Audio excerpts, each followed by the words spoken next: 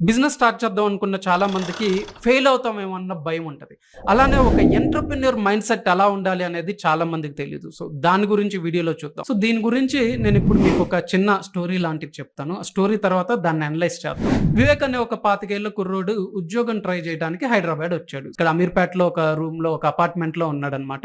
So, ఉద్యోగం try చేస్తున్నాడు. But first నుంచి తనకేంటంటే ఉద్యోగం కంటే కూడా ఏదైనా సొంతంగా చేసుకోవాలనే తపన ఎక్కువ ఉంటది. బట్ మధ్య తరగతికి సంబంధించిన వాడు ఎక్కువగా ఇన్వెస్ట్ చేసే క్యాపబిలిటీ లేదు. ఇంట్లో పేరెంట్స్ ఒప్పుకోరు. సో, దాంతో జాబ్ కోసం ట్రై చేస్తున్నాడు. ఈ ట్రై చేసే టైంలో తనకి చాలా టైం వేస్ట్ అయిపోయేది. ఖాళీగా రూమ్‌లో కూర్చోవాల్సొచ్చేదనమాట. సో, మిగిలిన వాళ్ళలాగా టైం ఎందుకు వేస్ట్ చేయాలి? నేను ఏదైనా బిజినెస్ ట్రై చేయొచ్చు కదా! ఏదో ఒక చిన్నది ఒక 5,000, 10,000 ఈ మనీతో నేను ఒక బిజినెస్ స్టార్ట్ చేయొచ్చు కదా! అని చెప్పేసి ఇంటర్నెట్‌లో రీసెర్చ్ చేయడం స్టార్ట్ చేశాడు. అలా రీసెర్చ్ చేసేటప్పుడు తనకి డిఫరెంట్ ఐడియాస్ రావడం స్టార్ట్ అయినాయి. కన్‌ఫ్యూజ్ అవుతా వచ్చాడనమాట. అలా కాదు అని చెప్పి ఒకరోజు కూర్చొని ఫస్ట్ తనకి ఏం ఇంట్రెస్ట్, ఏం ప్యాషన్ అనేది లిస్ట్ చేసుకున్నాడు. వివేక్‌కి చిన్నప్పటి నుంచి ఫుడ్ అంటే బాగా ఇంట్రెస్ట్ అనమాట. అంటే కేవలం తినటమే కాదు, ఎక్కువగా రెసిపీస్ రీసెర్చ్ చేసేవాడు. కొన్ని రెసిపీస్ సేవ్ చేసుకునేవాడు. కొన్ని ట్రై చేశాడు. సో, ఇప్పుడు దీని మీద రీసెర్చ్ చేద్దాము అని చెప్పి దాని గురించి ఇంటర్నెట్‌లో రీసెర్చ్ చేయడం స్టార్ట్ చేశాడు. అలా రీసెర్చ్ చేసేటప్పుడు తనకి బెంగుళూరులో ఒక స్టార్టప్ పిల్లలకి హెల్తీ స్నాక్స్ అందిస్తుంది. ఆ స్టార్టప్ బాగా రన్ అవుతుంది అని కనిపించింది. సో, వివేక్‌కి ఈ ఐడియా బాగా నచ్చింది. సో, ఈ ఐడియాని నేను ఇక్కడ ఎందుకు ఇంప్లిమెంట్ చేయకూడదు అనుకున్నాడు. ఇంకా ఐడియా రాగానే వెంటనే తను బ్యాంక్ లోన్ అప్లై చేయటానికో, ఒక మొబైల్ యాప్ చేయటానికో రెడీ అయిపోలా. ఫస్ట్ ఈ ఐడియాని టెస్ట్ చేద్దాం అనుకున్నాడు. దానికోసం తను ఏం చేశాడంటే సూపర్ మార్కెట్‌కి వెళ్ళి సో, ఒక 3, 4 వేలు ఖర్చు పెట్టి కావాల్సిన ఐటెమ్స్ అన్నీ తీసుకొని ఒక 15 ప్యాక్స్ తయారు చేశాడు. సో, ఆ అపార్ట్మెంట్‌లో ఎన్ని ఫ్లాట్స్ ఉన్నాయో ఆ ఫ్లాట్స్‌లో పిల్లలున్న హౌసెస్ ఎన్నున్నాయని ముందే లిస్ట్ చేసుకున్నాడు. సో, ఆ 15 ప్యాక్స్ తీసుకువెళ్ళి ఆ అపార్ట్మెంట్‌లో పిల్లలున్న హౌసెస్‌లో ఇచ్చాడనమాట. మేము ఇట్లా హెల్తీ స్నాక్ బిజినెస్ స్టార్ట్ చేస్తున్నామండి. ఇది మొత్తం హోమ్ ప్రిపరేషన్. మీరు ఐటెమ్స్ తీసుకొని నచ్చితే గనుక రేపు మాకు ఫీడ్‌బ్యాక్ ఇవ్వండి. ఎటువంటి మనీ అక్కర్లేదు అని చెప్పాడనమాట. నెక్స్ట్ డే మళ్ళీ వాళ్ళ దగ్గరికెళ్ళి ఫీడ్‌బ్యాక్ తీసుకున్నాడు. అందరూ గూడా మీ ఐటెమ్ మేము టేస్ట్ చేసామండి. ఐటెమ్ బానే ఉంది గానీ మా పిల్లలకి నచ్చలేదు అని చెప్పారు. సో, వివేక్ మళ్ళీ వెనక్కొచ్చాడు. అయితే వివేక్ పక్కన సుధాకర్ అనే ఫ్రెండ్ ఉన్నాడు. సో, వాడు ఫస్ట్ నుంచి వివేక్‌తో ట్రావెల్ అవుతున్నాడు గదా! వాడు ఇంకా నవ్వటం స్టార్ట్ చేశాడనమాట. "మామ నేను చెప్పా కదరా! ఇయన్నీ మనకు వర్కౌట్ అవ్వవురా. సో, ఎందుకు చెప్పు అనవసరంగా మనీ వేస్ట్ చేసుకుంటావు. హాయిగా పద ఏదో ఒక ఉద్యోగం ట్రై చేద్దాం. లేదంటే ఖాళీ టైంలో ఎంజాయ్ చేద్దాం. అంతేగాని ఎక్స్‌పెరిమెంట్స్ అన్నీ మనకెందుకు మామ వదిలేయి మామ" అన్నాడనమాట. సో, అప్పుడు వివేక్ ఒక క్వెషన్ అడిగాడు సుధాకర్. "సుధాకర్ మామూలుగా నువ్వు మంత్లీ బీరుకి కావచ్చు, సిగరెట్‌లకి కావచ్చు, సినిమాలు చూడటానికి కావచ్చు యావరేజ్‌న ఎంత ఖర్చు పెడతావురా" అంటే, "ఏముంది మామ ఒక 4, 5 వేలు ఖర్చు పెడతాను మామ" అన్నాడు. అరే! అదే మనీతో నేను ఒక బిజినెస్ ఐడియా ట్రై చేశాను. ఇది ఫెయిల్ అవ్వని. నేనేం సక్సెస్ అవ్వకపోయినా పర్లేదు. నాకొక కేస్ స్టడీ లాగా, నాకొక ఎక్స్‌పెరిమెంట్ లాగా ఒక మంచి పాఠం నేర్పిస్తది. ఒక మంచి ఎక్స్‌పీరియన్స్ ఇస్తది. నాకు ఏ కాలేజీ గూడా ఎక్స్‌పీరియన్స్ ఇవ్వదురా. నేను ఎక్కడ మిస్టేక్ చేశానో నీకు తెలుసా? నాకేమొచ్చో అది వండి పెట్టాను. అంతేగాని వాళ్ళ పిల్లలు ఏ ఐటెమ్స్ తింటారు, ఏది ఎక్కువగా తినటానికి ఇష్టపడతారు అనేది నేను ఇన్ఫర్మేషన్ తీసుకోకుండా నాకొచ్చింది నేను వాళ్ళకి ప్రిపేర్ చేసి ఇచ్చాను" అని చెప్పాడు.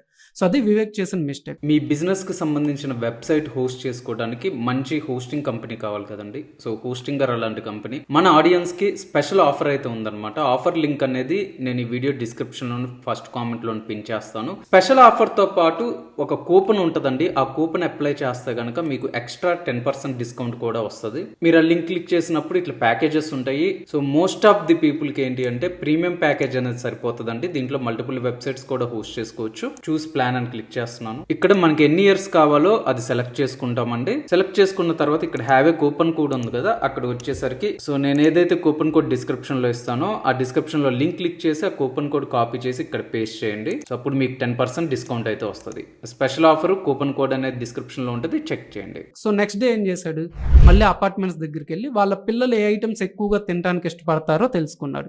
వచ్చి ఆ ఐటెమ్స్ మీద హెల్తీ స్నాక్స్ ఎలా చేయాలి అనేది రీసెర్చ్ చేసి అవి నేర్చుకొని సో, మళ్ళీ ఒక 10 డేస్ తర్వాత కొన్ని ప్యాక్స్ తయారు చేసి అపార్ట్మెంట్స్‌కి వెళ్ళి ఇచ్చాడు. సో, ఈసారి ఏమన్నాడంటే, "ఏవండీ మీ పిల్లలకి నచ్చే విధంగా తయారు చేశాను. మీ పిల్లలకి ఇది నచ్చితే గనుక ఈ ప్యాక్ అమౌంట్ ఇంత. వాళ్ళకి నచ్చితేనే నాకు అమౌంట్ ఇవ్వండి. లేదంటే మళ్ళీ ఫీడ్‌బ్యాక్ ఇవ్వండి" అని చెప్పారు. సో, 15 ఫ్లాట్స్‌కి ఇచ్చాడు. సో, వాళ్ళల్లో ఒక నలుగురు అంత నచ్చలేదని చెప్పారు. మిగిలిన అందరూ బాగున్నాయని చెప్పి తను అడిగిన అమౌంట్ ఇచ్చి "మీరు రెగ్యులర్‌గా గనుక ఇలా మాకు డెలివరీ చేస్తాను అంటే ఈ పర్టిక్యులర్ టైంకి తెచ్చివ్వండి. పిల్లలు స్కూల్‌కెళ్ళే ముందో, మధ్యాహ్నం పూటో మేము రెగ్యులర్‌గా తీసుకుంటాం" అని అడిగారు. సో వెంటనే వివేక్ ఏం చేశాడు, ఇంకా వర్క్ స్టార్ట్ చేశాడు అనమాట. ఆబ్వియస్లీ అపార్ట్మెంట్స్లో కాబట్టి అందులో కిడ్స్కి సంబంధించింది కాబట్టి వెంటనే ఇన్ఫర్మేషన్ అనేది షేర్ అయిపోయింది. బాగుంది కాబట్టి ఐటమ్ వివేక్ ఏం మార్కెట్ చేయకుండానే పీపులే ఒక్కొక్కళ్ళ నోట అట్లా అపార్ట్మెంట్స్ పాగిపోయింది. ఆ పక్కన apartment. So Vivek business increase అవ్వడం స్టార్ట్ అయింది.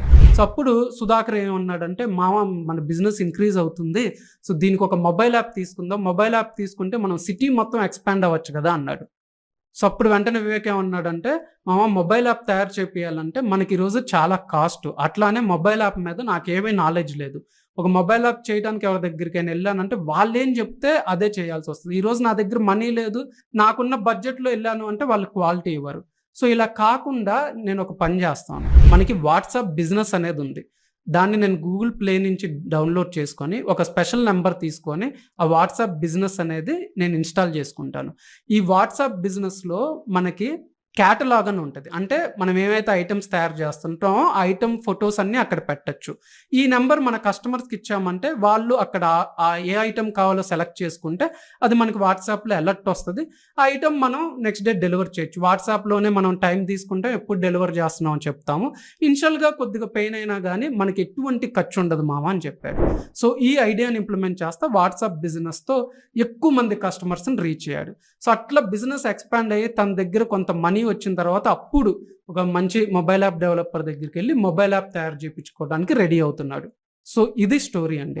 సో ఈ స్టోరీ నుంచి మనం నేర్చుకోవాల్సింది ఏంటంటే, ఫస్ట్ థింగ్ ఫెయిల్యూర్ వస్తే భయపడకూడదు.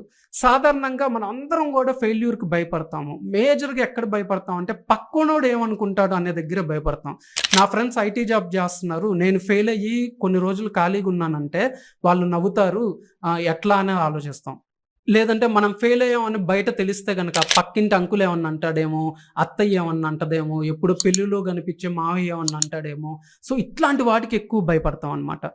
So end of the day మన ఐడియా, మన బిజినెస్ ఐడియా, సో మన గోలు, మన ప్యాషన్, సో అది పక్కనోడు ఎవ్వరికి అర్థం అవుదండి. ఎందుకంటే అది మన ఆకలి, మన తపన, మన స్ట్రగుల్ అనమాట.